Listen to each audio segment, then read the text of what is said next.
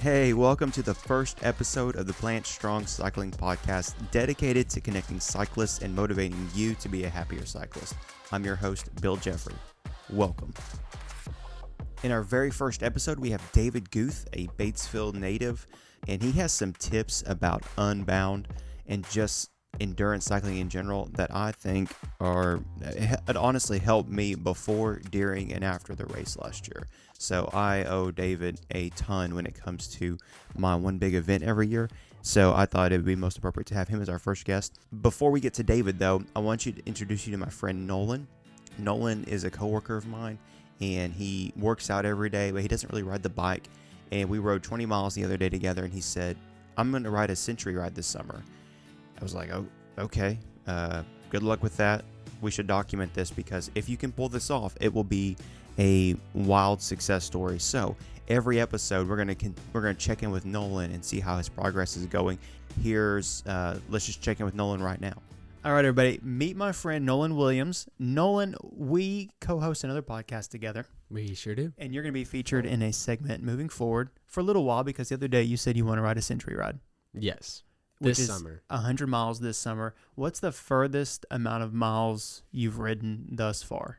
I think we did 20 miles last semester, right? That sounds right. Or is it early this semester? But 20 miles. We did 20 miles. It was really windy and cold.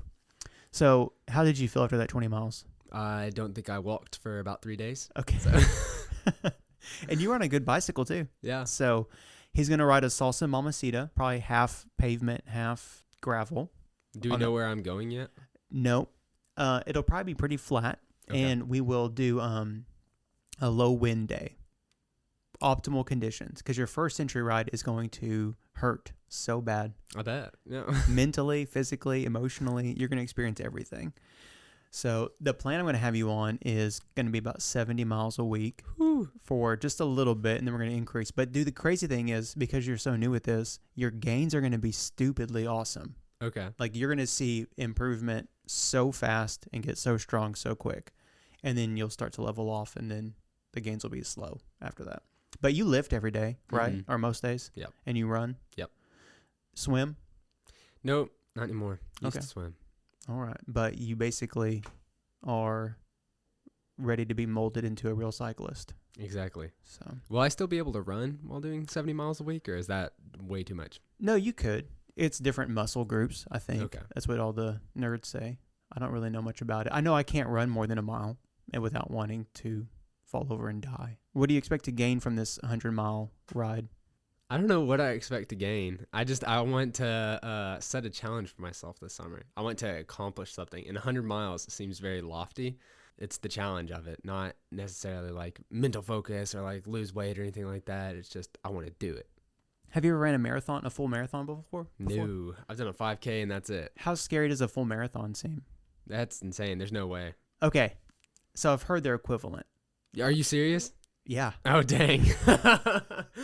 Now I'm scared. So we got a lot of work. I started riding in 2020, and I didn't do my first century until 2021. Okay. And it was the hardest thing I've ever done in my life to this day. And I've done Unbound 200 miles.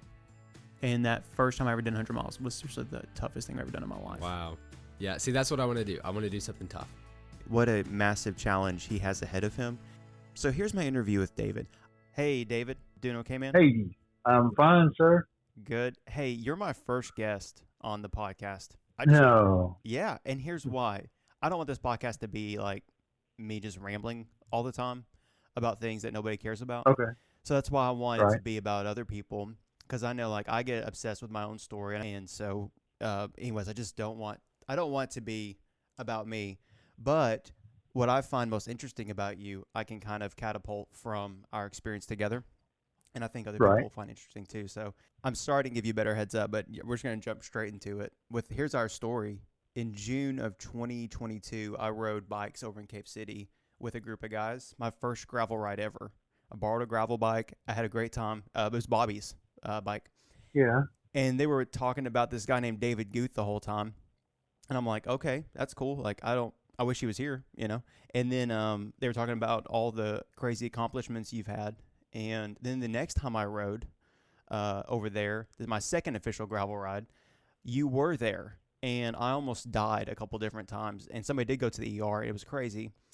But that's when I was like, David's just the most normal dude in the world. But I just had this, you were like a movie star in my mind.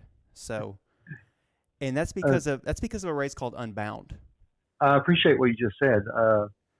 And really it is, I'm just a normal guy with just like you got a family, you got a job, and I just happened to hit the Unbound gravel scene, and this will be year 10. I started this Unbound series in 2014, and that's the crazy thing.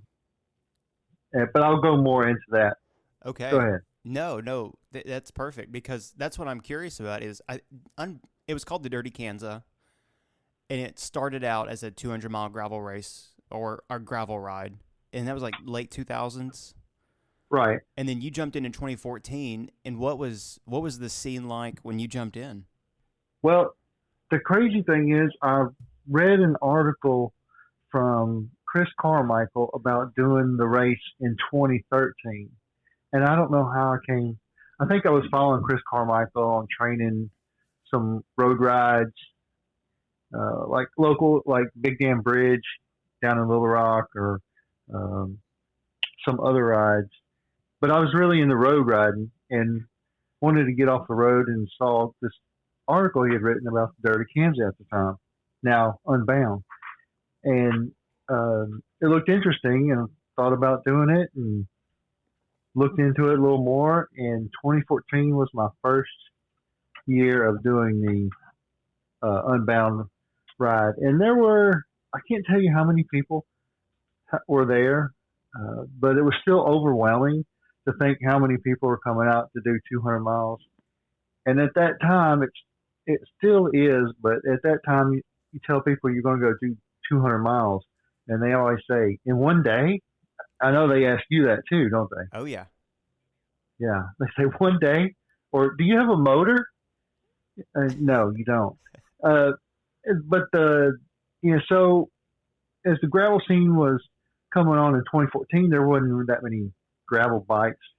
So I was looking for a bike that could do everything that I needed to for gravel. So I got a Specialized A-Wall steel frame, and that could handle a big tire or be a road bike packing machine. I call it a Monster Cross because it can go from a 28 mil tire to a 2.0 mountain bike tire. And that bike has done me well 3 times now. In 2014, I did it. In 2015, the first mud year, as I say, now that last year was a mud year. And 2016, I think that's where our discussion's going. 2016, I had open heart surgery for 6 bypass. 6? And at that time, 6? I had 6. 1, 2, 3, 4, 5, 6. 6 bypass. And it's called, and I'd already been riding, I'd already done 2 Dirty Kansas. And I was, going for number 3 in 16. But one thing led to another, and the good Lord put his hand on me and led me to having open heart surgery. And I had all the tests done, and the doctor said, we can't do stents. That's too much metal. So we're going to have to do open heart surgery. And lo and behold, I came out of it fine.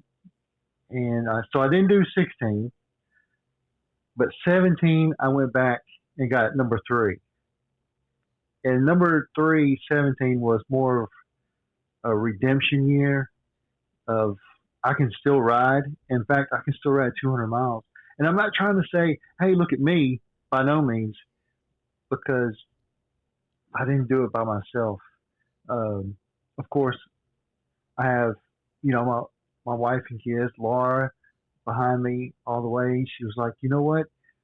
The doctor told you to ride, and he told you could do 200 miles, and but you just can't do it crazy and, get your heart rate up to a crazy amount and keep it up there. So that's what I do. So I'm probably babbling about my history of the No, Unbound, but that's what I wanted to hear. So what do you keep your heart rate at? Because I know you monitor that pretty closely while you're riding. oh yeah, it's in between 130 to 140. That's my, it does go up when you're climbing. Sure. I mean, it'll hit 160, but not for long. I don't keep it there. Even if it is a long climb, if I hit 160, I'll slow it down. And that's just my comfort zone. Yeah. Again, I am a science miracle because I did have 6 bypass. So I'm not saying everybody that has bypass surgery should go ride 200 miles because everybody's different. I just happen to be I don't know how. I can't explain it. Sure. But my condition is called familial hypercholesterolemia. You can shorten it to FH, and it's just where you make too much cholesterol or chromosome 19 defect, and you can't remove the bad cholesterol. That's what it is. So I'm on medication now, of course, and I got my cholesterol down. So does your diet help with all of that too? yes, and that's a big thing I changed, which I was reluctant at first after heart surgery, because before, I knew I had high cholesterol, so I was backing off fried foods or red meat or even chicken. I'd have a little bit here, a little bit there. I'd eat a lot more greens. Hey, let me pause our interview right there. We got into the diet and food talk a little bit earlier than I was expecting, and it's a great thing. I just know that most people do not even, it's just a massive turnoff to say, I'm going to quit eating meat and dairy and go plant-based or vegan. So I'm going to move this part of the interview to the end of the episode so that I don't get a bunch of, so people just don't turn this off. So anyways, back to the interview. We're going to pick back up on cycling training and Unbound. Here we go. So I finished 17, and again, I'm not beating the sun. I always wanted to beat the sun, but I never have. Just to finish, especially 17, after in February of 16, I had open heart surgery. So it took me 5 months to recover from that, and then I went back to work, and then riding. In fact, when I got out of surgery, a couple of days later, and doctor said everything looks good. I was like, well, can I get on my trainer? Because, they cracked open my chest. And, I couldn't take pressure of getting up, pushing up, or anything like that. He's like, you can get on a trainer, but just turn the pedals. He's like 10 minutes at the most. And that's all I had. My energy was gone after that surgery. So it took me a while. 17 was a great year, perfect weather. Again, I was on that steel frame A-wall. 18, we moved to the family farmhouse, and my oldest daughter graduated high school, so I didn't attend. 19, yes, I got dehydrated and had to go to the hospital in Emporia. And it's amazing when you get to a hospital, especially in my condition, and they say, have you had any major surgeries? Or I say, yeah, I had an open heart surgery. And at that time, it was, 3 years later, boy, boom, everybody was on me. They were like, yeah, you're dehydrated. Anyway, Emporia Hospital is very good if anybody has to go. So 19, I got dehydrated. 20 was COVID. So it didn't happen that year, the race. Right. Right. In 20. 21, again, I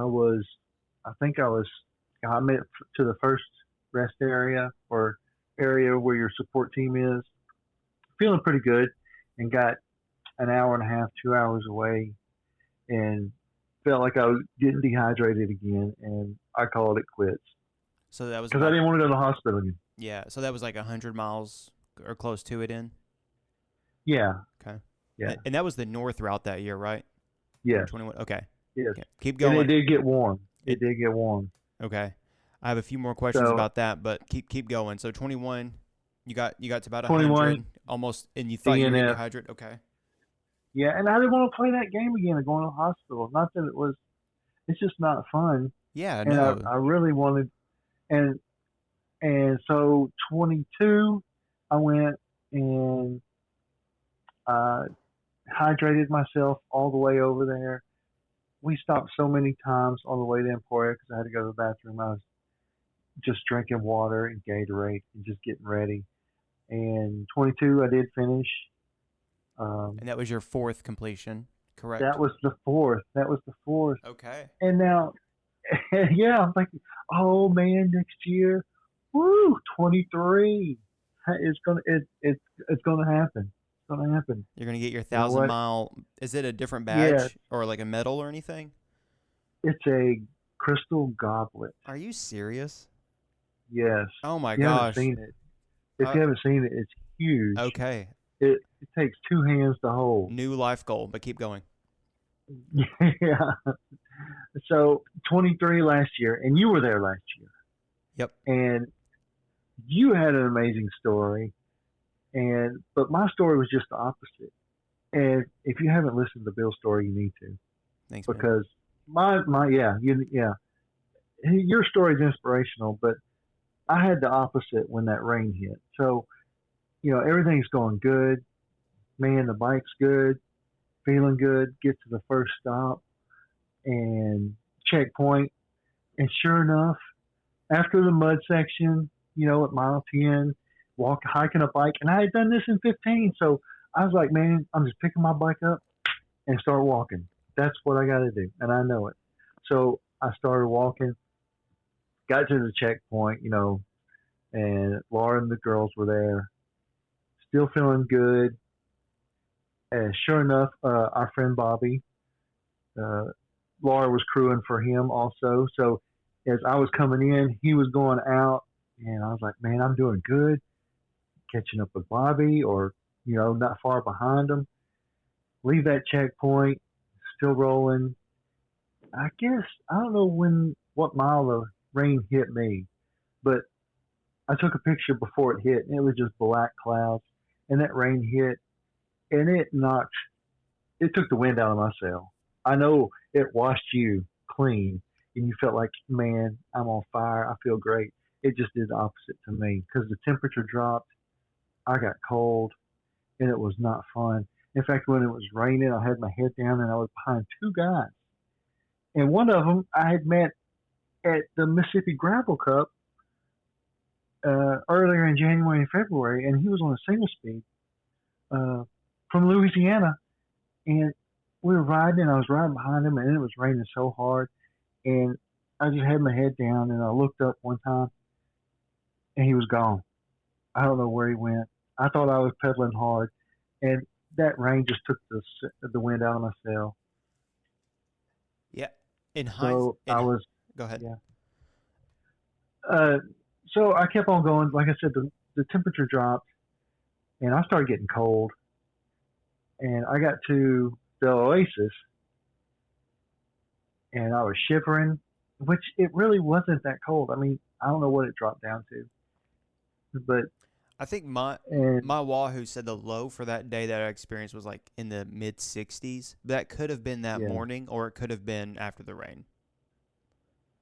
Gosh, anyway, it was in the time, because I think there was a little mud section after the rain where I hit, and then hit that Oasis, which was at mile 140? Or 120? Should have been 120? Yeah, because 120, because there's 80 miles to go. Yep.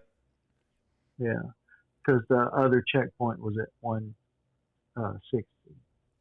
So, or 162. Dude, when we rolled up on that one, everybody was just sitting around eating hot dogs and hamburgers, and I was like, "What?" Like, really?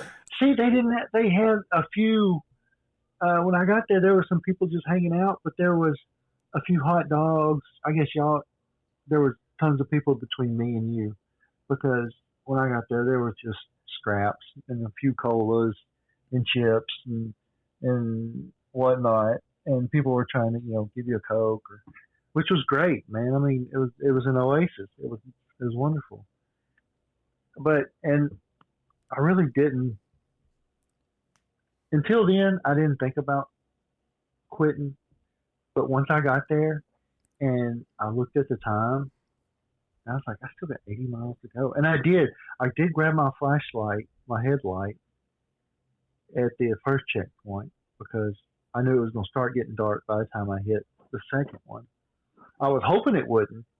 The way I was going, I wasn't going to be in the dark, but once that rain hit, it just slowed me down. So I pulled the plug. Long story, even shorter.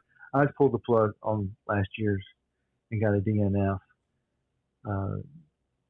And, hindsight, maybe I should have pushed on because another Arkansasan came up behind me. He's like, I'm going. I was like, I can't do it. And sure enough, he texted me later that night and said he made it 20 more miles and he pulled the plug because there was another mud section.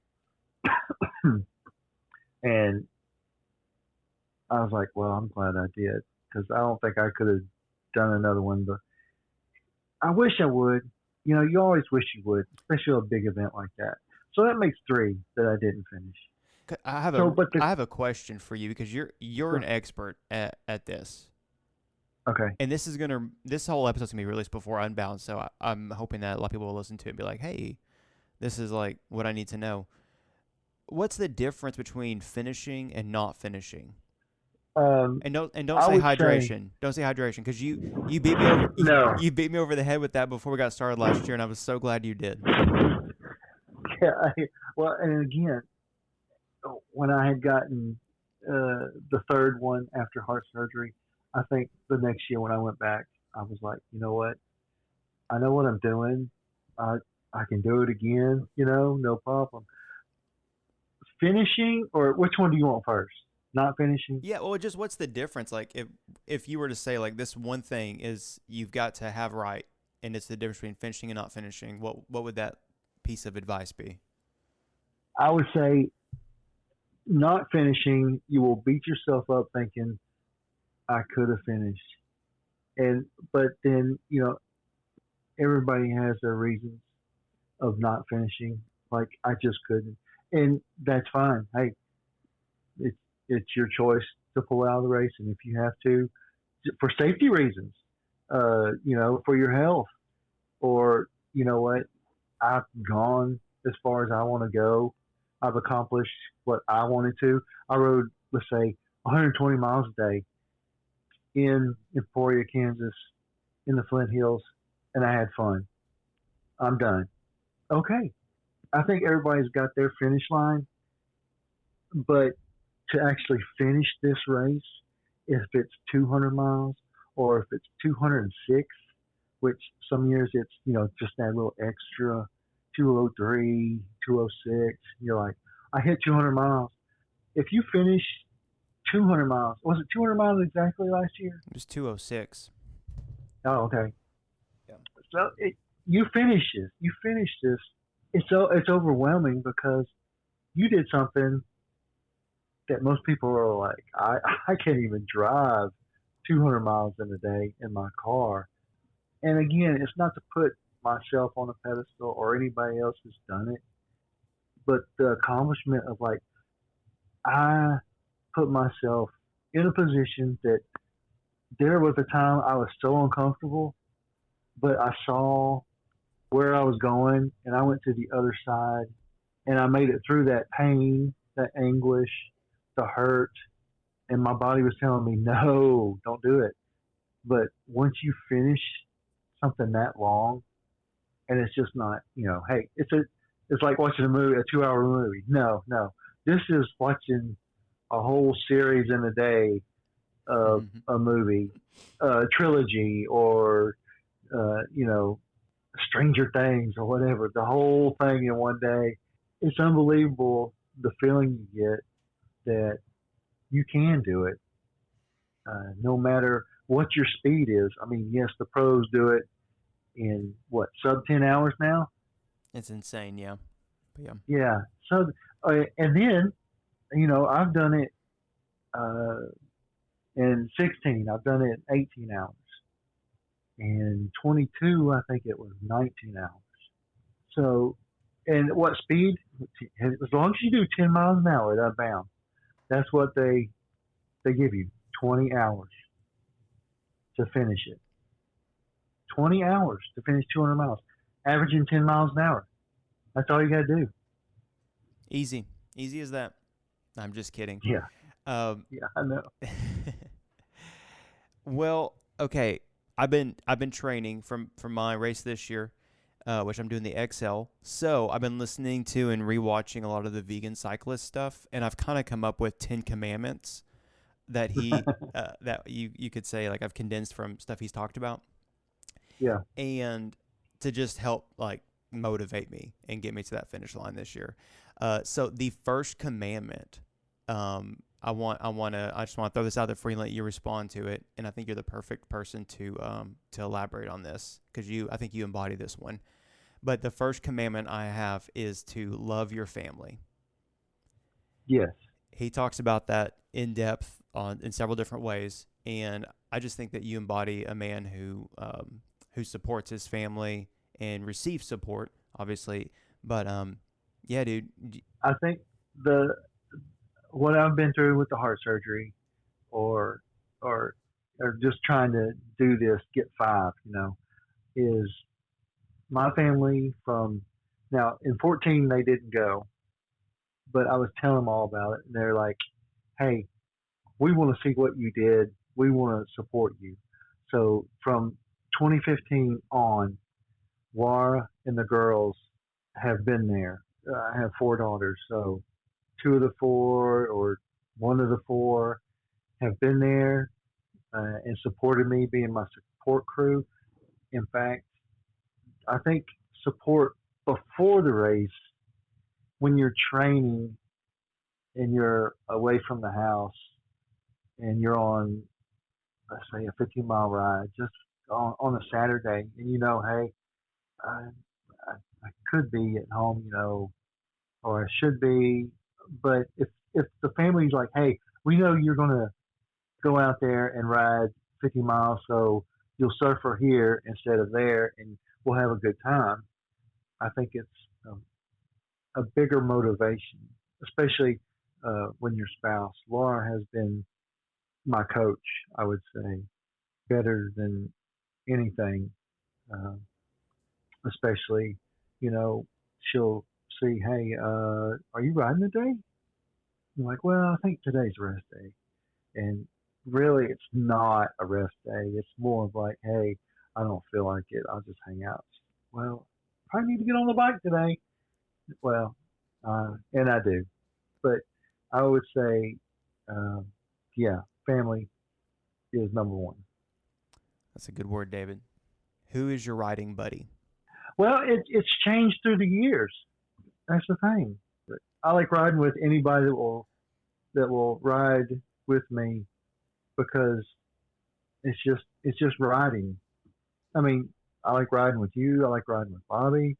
I like riding with the guys in Searcy, Yep. or in Little Rock. So, okay, number 2. Best ride ever. I would have to say Steamboat this year.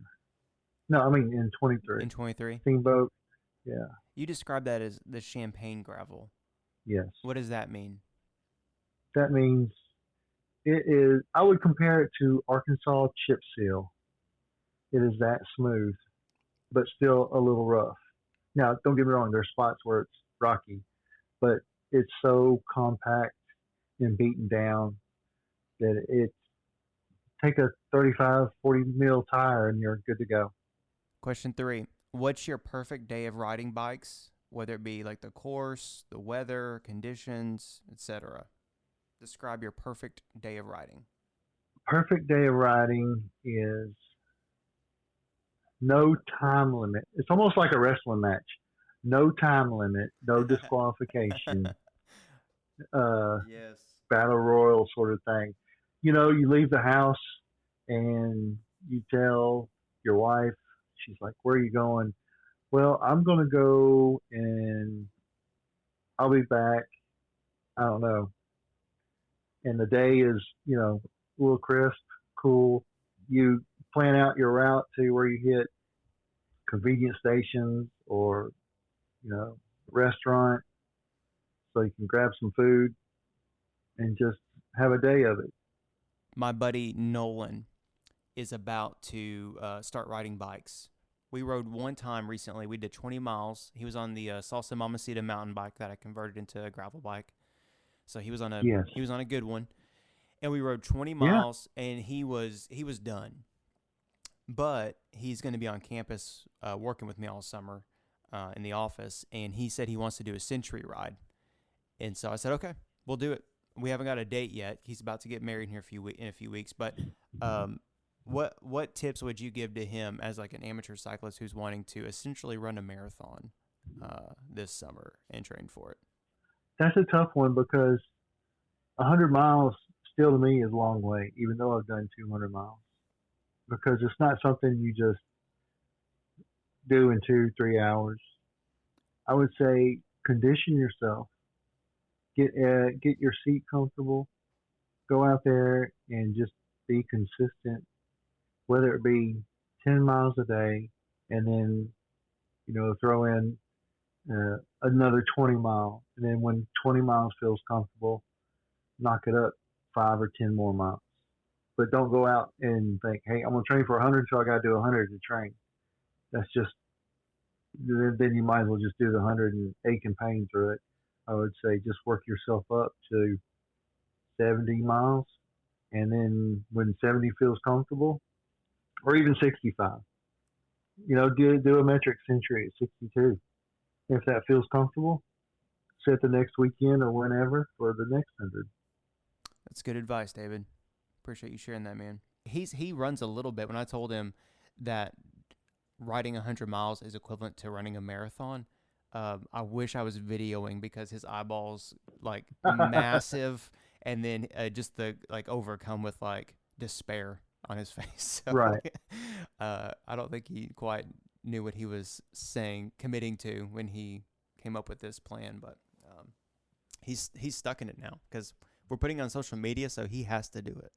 That's another commandment. Gosh. That's another commandment coming from the vegan cyclist. So Put it on social media. yep.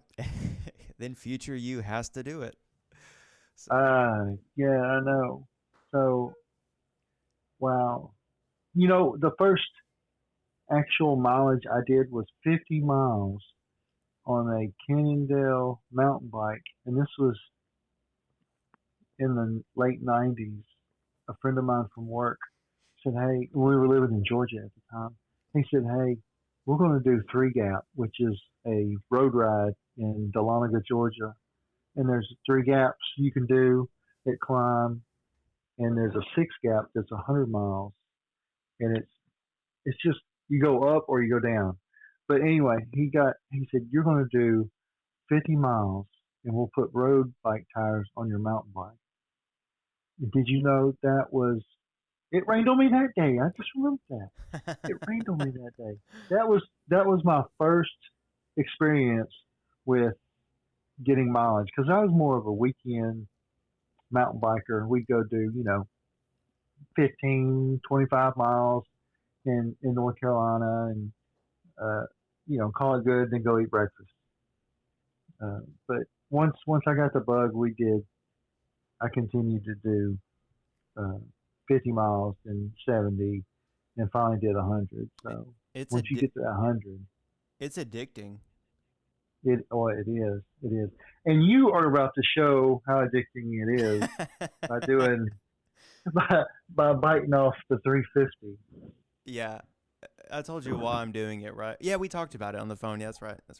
But Yeah, which I haven't wrapped my head around that. I don't think no, I still can't. Even though it sounds fun, it does. I'm not slamming it, but I don't know.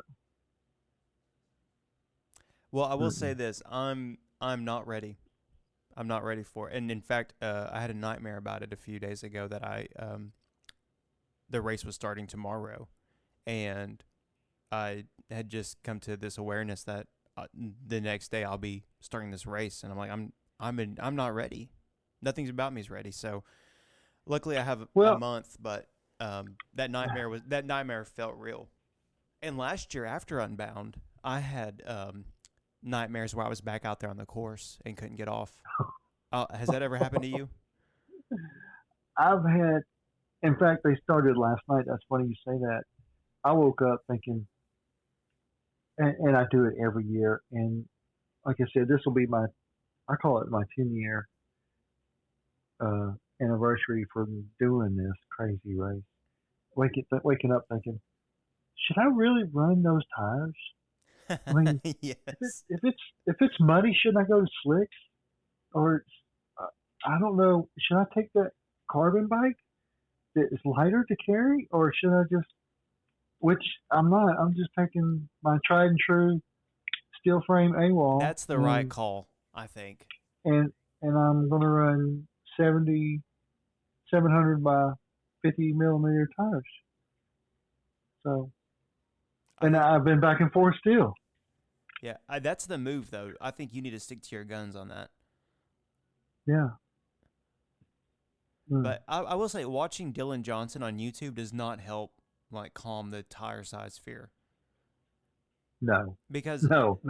Who knows what he's going to show up with at Unbound? And then he'll probably run the 2.2s. Race King Race King. Well, he was on the he was on the Thunderbirds there for a little bit. Yeah.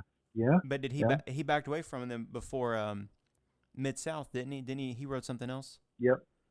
Yeah. Yeah. I couldn't tell you what. Andrew, from here in from Ozark Gravel Cyclist, he told me to get the Thunderbird. Oh yeah, is that what you got? No. Oh, okay. I'm going to. I'm gonna move. Oh. I'm just gonna keep my Thundero on the back tire and put the Thunderbird up front is what I'm thinking. Right. But I need to do that because we're less than a month away. And I need to figure out how if my bike can even handle that. Technically it's past clearance, but I think it'll be okay. You know what? It's got to be okay. That's right. Yeah, exactly. Well, I'm super excited about Unbound. Man, I'm getting there Thursday, and I'm assuming we're going to have fun that afternoon and evening and the next morning. And then I might be MIA for a few hours before the race starts. But yes, and I will see you at your start for sure. I'll be there, definitely. And we'll be there Thursday, and we'll go have our Mexican meal. I might put that on hold for this year. That didn't work out for me last year too well. Oh, dude, I didn't think I was gonna leave the bathroom that Saturday morning, which I know we had it Thursday night, but dude, you have Friday though. Saturday morning, I was I couldn't get out of the bathroom to get to the race. Yeah, okay, I did obviously, but my God. I was like, I've never had this happen before. What in the world? I don't want to repeat that, but I've been using that. I've been using that pillar magnesium stuff to sleep better at night. Yeah. So, and dude, it's been working. So I'm thinking that whenever I'm that night, that whole week, obviously, but I'll be, drinking as much as I need to make sure I sleep and sleep well. And hopefully I get more than 3 hours this year. Right. Gosh. Hope so. But we will do some kind of meal, I hope. We'll definitely hang out. Well, if we do, we don't have to eat. We don't have to eat because you're leaving how many hours before me? The cool thing is, though, if you do the math, and I think you have, what are you shooting for? 30 hours? I'm shooting to complete this thing. That's what I'm aiming for. So we'll see. All right. The cool thing, which it may happen, I'm coming in and I think I'm gonna text you when I'm like 20 miles away, or but even before I text you and be like, Bill, where are you? And if you're like, I am at mile 8 to go, I am going to do everything in my power to catch up with you and ride across the finish line with you. If you show or vice versa. I will wait for you to cross the finish line. You better not. I will race you that last segment. I'm just kidding. Okay. Yeah, No. Oh, I'll save all my and energy you know what? for a sprint ending. You know what? The thing about, I'm going to add this. The thing about pulling out last year, and I know I beat myself up though. I should have finished. But the coolest thing was to see you finish.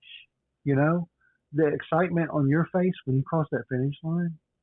I mean, I still got the pictures on my phone, and I think I Yeah. sent them to you. You did, yeah. And then to see Bobby finish also. And I also saw Bobby at the checkpoint because Laura came and got me, and we made it to the checkpoint and got Bobby for the last 40 miles. Saw him, and then saw both you guys finish your first 200-mile race. Was unbelievable, and it was a gnarly race. Yeah. I mean, with the mud and everything, it was dark. You know, and once you hit that finish line, it's amazing because yes, there's not a huge crowd, but there's still people there.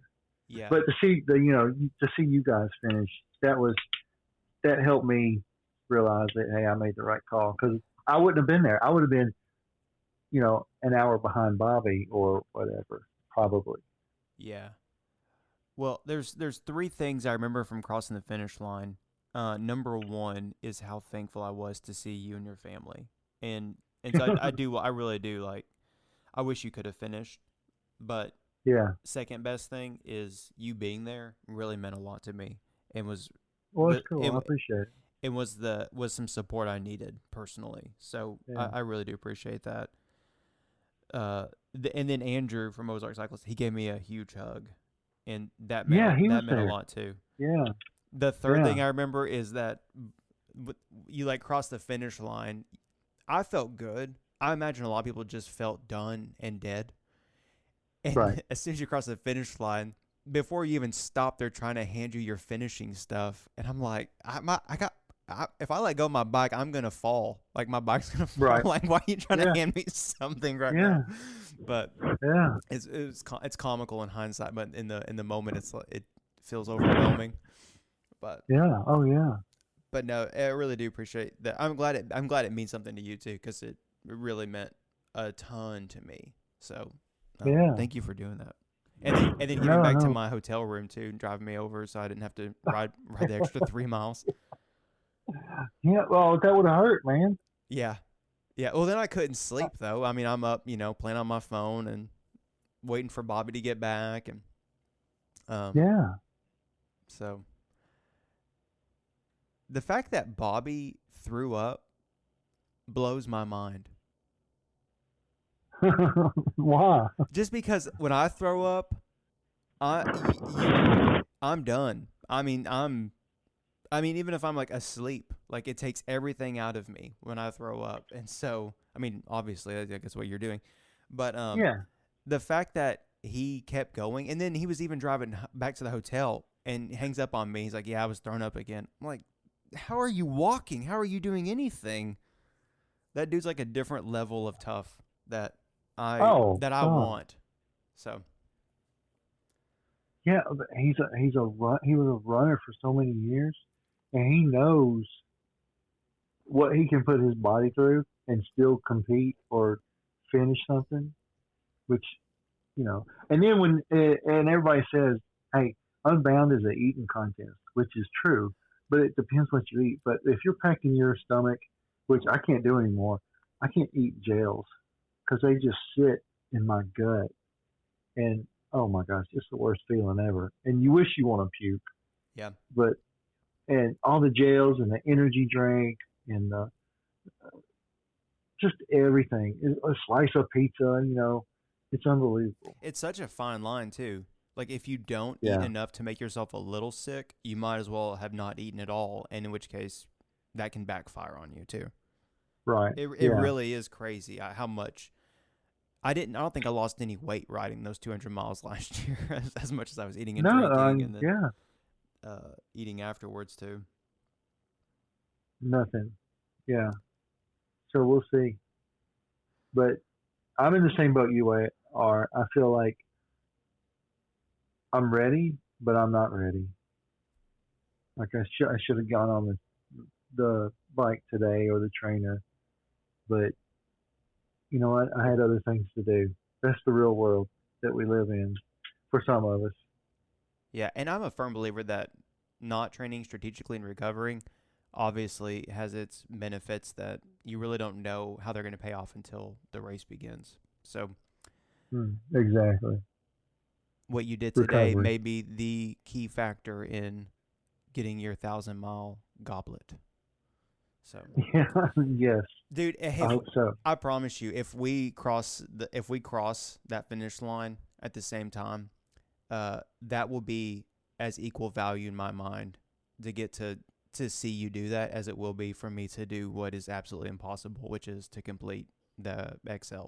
So I just want you to Good. know, I really hope that we run into each other at the end, and that Oh man. even if we had like 100 miles left, that would be fun too. Like that Well, would be amazing to get to ride those last 100 together. well, and here's we got to make a deal here because there's two guys, uh, Jed and oh gosh, I just went blank. Sean. They're also going for their Is that 5 Sean McKinney? finishes. Yes, Oh, he's they're awesome. going for it. You need to talk to him too. He is. He's been through a lot, and we're all three going for number 5. So, Yeah. and the deal is for all three of us. Hey, it's good. It's great to ride together because we know each other.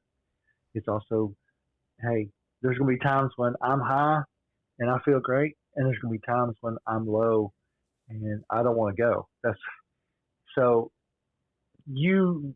This is an individual race, and that's what I always have to tell people I ride with. They're like, hey, I don't want to hold you back, Yep. and I don't want you to hold me back.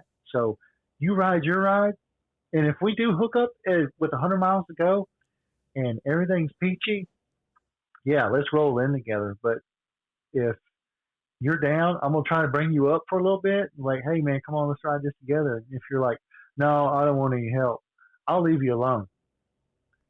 But if you're like, hey, yeah, let's just stick together. Sure, let's do it. Let's ride on. But it's an individual ride, and I think a lot of people are like, oh, if I don't finish with, you know, so and so, it won't be the same. No, you gotta ride your ride. That's the big kicker too. I couldn't agree more with all of that assessment. That yeah, and I think anybody who has different perspective within 10 miles will figure out of the race. I got to change my perspective. Uh, Yeah, yeah, because it really it gets crazy out there, and there's yeah. so All many right. riders. Like you're gonna find somebody Oh who lines up man. with your power profile, and you just stick with Yes. them. Yep. Exactly. Yep. Exactly. In fact, and I know we're trying to cut it off, but remember when we were at Mississippi Gravel Cup last year? You and me. And yeah, and I know you shared what it felt like when you made the wrong turn and then you caught up with me. But then we rode together and that was so cool. The rest of the ride. I love that, man. It was a highlight of the day. Yeah, that was fun. That So that if something like that happens, that would be cool. yeah, the funness of that trumps the feeling of not finishing. Yeah, So yeah. yeah, dude. No, that was an awesome time. I want to do Hmm. the Mississippi Gravel Cup again with you. Oh, it's so cold, man. I I know, don't dude. It know. is cold. I finally have the right gear to do it. So or to Yeah, I go do for it too. again. But Yeah, maybe. all right, well let's wrap it up there, and I will. Yeah, I'll let you go and let you get back to your evening. So, Yeah. Thanks for calling. dude, David, thank you so Thanks much, for. man. David Guth, thank you so much for joining us on the podcast. Um, Next week, I'm going to release another one on the full 10 commandments of the vegan cyclist. And I'm probably going to turn it into a video so I can get some Instagram love. And I want to check in with another, the interview next week needs to be with somebody else who is planning to do Unbound. So I'm going to try to get that lined up, make that happen. The guy who I have in mind is an absolute beast and he will have no problem finishing Unbound It's his first one though, so I'm curious as to what training he's been doing, what obstacles he sees as threats to not finishing, and just find out where he's at in all this. So the dude's a beast, and he's going to crush it. Until next week, ride safe. And of course, ride safe after next week. Does your diet help with all of that too? Yes, and that's a big thing I changed, which I was reluctant at first after heart surgery, because before, I knew I had high cholesterol, so I was backing off fried foods or red meat or even chicken. I'd have a little bit here, a little bit there. I'd eat a lot more greens, trying to stay away from processed foods. But after heart surgery is when I went vegan or plant-based. Yeah. Yeah, exactly. And I know it's extreme, and everybody's like, especially you know this too. We live here in the South. If it's not fried, it's not good. And so I went vegan, and after seeing Rip Esselstyn, is that how you pronounce his last name? That's how I say it. Yeah. Or I saw him on a Rich Roll podcast, and then I started following Rich Roll and listening to those guys and getting deeper and deeper. And then Laura said, "Look, hey, I got this book," and then she's like, "Hey, we can do this. We can get your diet changed." And it's unbelievable how far you can take yourself away from that, red meat, chicken, meat kind of diet, which we live in today's world. Everybody's like, you gotta have meat and potatoes. You won't be big and strong. But do you really? I mean, I've now, what is it, 7 years I've been doing this, and I feel pretty amazing. And the other thing is, my job is very physical and demanding, and I don't wake up with achy joints, inflammation, as they say. That's the big one. My knees don't hurt. Well, if you do something wrong, your knees will hurt. And I think that's the big kicker, that I'm still going strong and riding and continuing, is my diet. Yeah, most days I wake up and I just feel like a machine, just ready to roll. And I give credit to the diet. So I'm a believer. Those guys have convinced me too. And experientially, I'm right there with you. Right, Now, right. And go ahead. Oh, no, go ahead. No. Say what you're going to say. And you follow the vegan cyclist, and you've seen Dylan Johnson, in fact, is a vegan. So these guys that are pros or semi-pro, whatever you want to call it, Dylan's a pro, but vegan cyclist, he's a hero. Guys, he's a hero to me. He's a pro to me. Yeah, exactly. And these guys, they're living proof, man. They go out there, they're busting 25 miles an hour for 6 hours or 20 miles an hour, and you're like, how in the world didn't I get this sooner or feel like this? Because it's amazing. So when I went vegan, I'm not saying it, boom. The first day was a piece of cake. To this day, it's still hard to maintain because you have to watch everything, or so many people like, your choices went way down. Actually, my choices went way up because of the different greens or lentils, any kind of nature's grown food you can eat. It's overwhelming how much is out there that you really didn't know when you just thought, hey, I'll have my meat, my starch, and maybe a little vegetables. And the crazy thing is, and I think it was on a Rich Roll podcast, and I'm quoting somebody I don't remember his name, and I apologize. But he said, just cut out the middleman, which is the cow, and just eat the greens that the cow's eating, pretty much. Yep. Because that's what cows eat. Cows don't eat meat because, that's cannibalism or whatever. So what if you just skipped eating the cow and ate the greens that the cow ate? Because that's where they're getting their protein from.